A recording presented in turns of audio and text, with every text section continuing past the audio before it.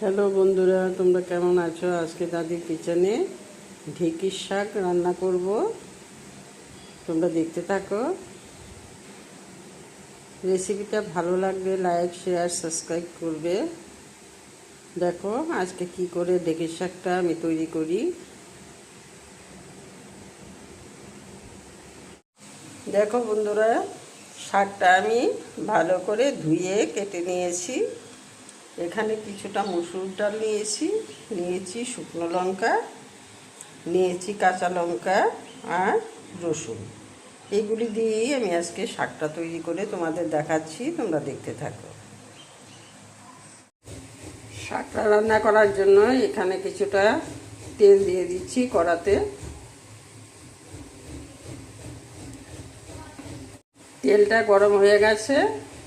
এখানে 5 ফোড়ন নিয়েছি আর 2টো শুকনো লঙ্কা দিয়ে দিচ্ছি।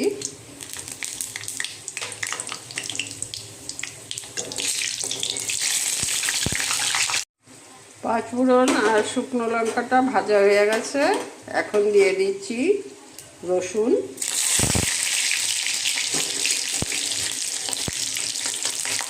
একটু ভালো করে ভেজে নেব। দিয়ে দিচ্ছি মসুর ডালটা,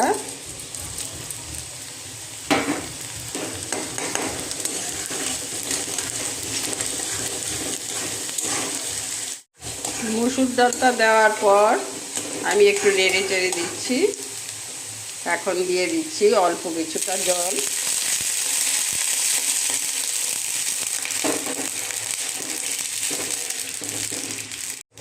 দিয়ে দিচ্ছি কাঁচা লঙ্কা,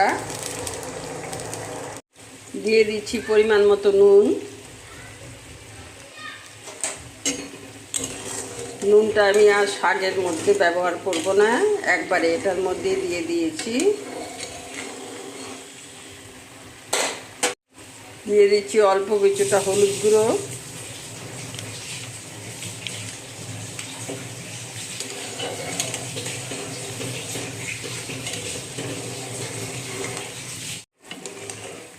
ডালটা কিছুটা সেদ্ধ হয়ে এসছে। এখন এই অবস্থাতেই আমি শাকটা দিয়ে দেব।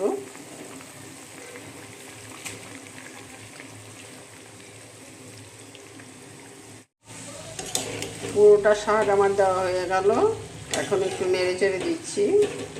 ডালের যে জলটা আমি দিয়েছিলাম সেই জলটা দিয়ে আমি শাকটা সেদ্ধ করে নেব।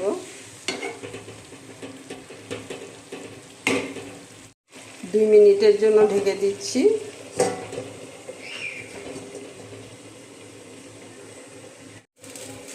2 মিনিট পর ফিরে এসে ঢাকনাটা তুলে দিলাম।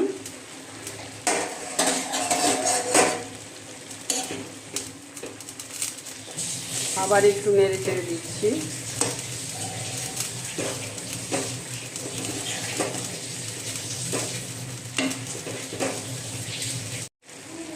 আমরা ত্রিপুরা রাজ্যে থাকি। ত্রিপুরা রাজ্যে আমরা এই শাকটাকে ঢেঁকির শাক বলেই চিনি। তোমরা যে যেখানে আছো ওইখানে কারা কী বলে এই শাকটাকে চেনো আমাকে কমেন্টে জানিয়ে দিও।